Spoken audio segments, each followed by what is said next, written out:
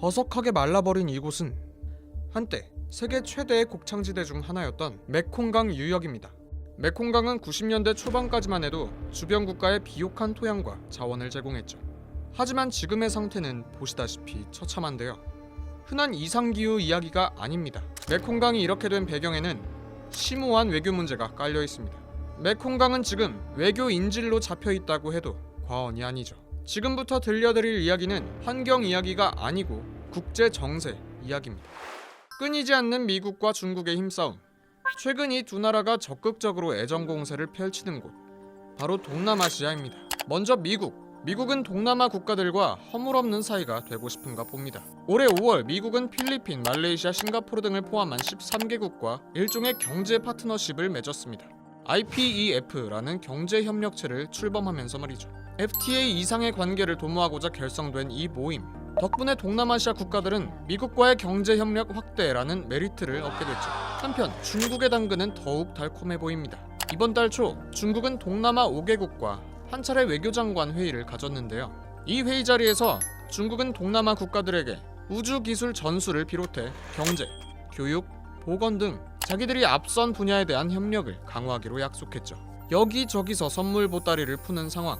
동남아시아 국가들에겐 나쁠 거 없지 않냐고요? 진실을 파악하려면 먼저 이 동남아 5개국과 중국의 관계를 살펴봐야 합니다. 이 나라들과 중국을 묶어준 건 다름 아닌 오늘의 주인공 메콩강입니다. 메콩강 상류의 중국부터 하류의 베트남까지 물줄기를 공유하면서 그럭저럭 나쁘지 않은 관계를 유지해오고 있었죠. 그렇게 풍요롭던 메콩강 유역이 위기에 빠지게 된 건 1990년대 초 중국이 메콩강을 본격적으로 개발하기 시작하면서부터입니다. 중국 영토에 걸쳐진 메콩강 상류, 중국에서는 란찬강이라 불리는 이곳에 거대한 댐이 하나 들어서게 됩니다. 메콩강은 유수량이 많은 강이라 수자원으로서의 활용 가치가 탁월한 강입니다만, 문제는 그 많은 물이 댐에 고이게 되면 자연스럽게 하류의 유수량은 적어지고 그 피해는 고스란히 아래의 5개국이 순서대로 떠안게 된다는 거죠.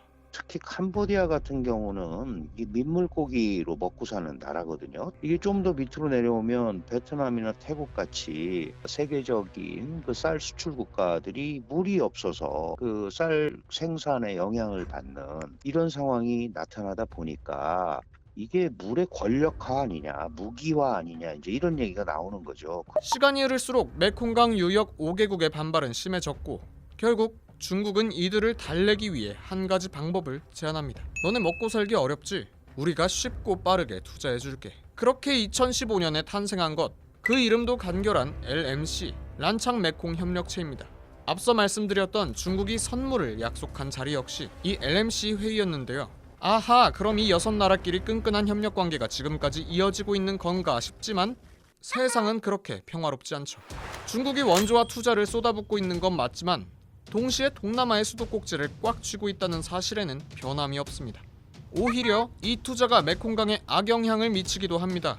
하류에는 댐이 없었어요. 이게 위에서 물이 막혀버리니까 라오스도 댐 건설에 들어가고 캄보디아도 댐 건설에 들어가고 더 밑에 있는 베트남과 태국은 쌀 농사하는 물도 모자르게 되고 그러니까 또 이제 저수를 하게 되는 거예요. 그야말로 물의 전쟁이 이쪽에서 일어나 버리는 이런 급기야 이런 일까지 벌어졌습니다. 2016년 메콩강의 극심한 가뭄이 일자 주변국들이 댐의 문을 열어달라고 간곡히 요청했고 중국은 이웃의 가뭄 극복을 돕겠다 하며 수문을 열어 물을 공급했던 적이 있었죠. 당시 중국의 이 행동에 대해서는 의견이 분분했습니다만 주변국의 생존권이 중국의 소나귀에 있다는 사실은 분명히 확인할 수 있었죠. 다른 나라에 피해를 끼치지 못하게 하는 법이나 협약 같은 건 없는 걸까요?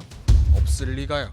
1997년 유엔 총회에서 채택한 한 협약에는 무분별한 개발을 제한하고 피해를 보상하도록 하는 여러 조항이 있지만 중국은 메콩강이 황폐하는 이상기후 때문이다.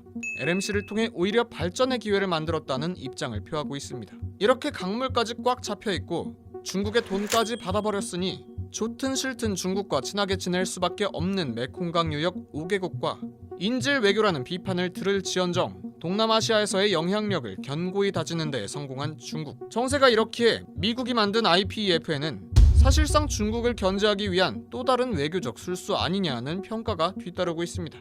재밌는 건 IPEF와 LMC 양쪽 모두에 속해 있는 나라도 있다는 건데요. 바로 베트남과 태국입니다. 두 나라 모두 행여 뒤탈이 생길까봐 정치적 의도는 없다고 못을 받기도 했고 IPEF가 초기 단계인 만큼 아직은 별탈이 없는 상태긴 합니다만 무슨 문제가 생기냐면 아세안이 서로 협력을 해서 글로벌 문제에 대해서는 원보이스를 내기로 하는 일종의 협약 같은 게 있는데 그런 걸 둘러싸고 아세안 내부에서도 상당히 갑론을박이 있을 수밖에 없고 이 문제를 둘러싸고 중미 간에도 계속해서 줄다리기가 될 수밖에 없는 그런 중간적 상황이다 이렇게. 미국과 중국 두 고래의 대결 구도에 새로운 격전지가 될 동남아시아. 하지만 지금 정말 고통받는 건 중국에 휘둘리는 LMC 5개국 정부도 두 개의 협력체 사이에 낀 태국, 베트남 정부도 아닌 메콩강의 생계가 달린 민중들입니다. 메콩강에 지어진 수력발전댐은 총 13개, 현재 지어지고 있는 또는 앞으로 지어질 수력발전댐은 20개입니다. 중소규모 댐들의 개수는 하나하나 다 세기 어려울 정도고요. 국가 간 경쟁이 심화하여 메콩강 개발이 계속된다면 물은 더 메마를 것이고 생태계는 더 파괴될 것이고 주민들의 생계는 완전히 무너질 겁니다. 이번 영상을 만든 PD가 추천하는 영상도 보고 가세요. 스브스 뉴스의 다른 영상을 즐기시려면 구독 버튼을 꼭 눌러주세요.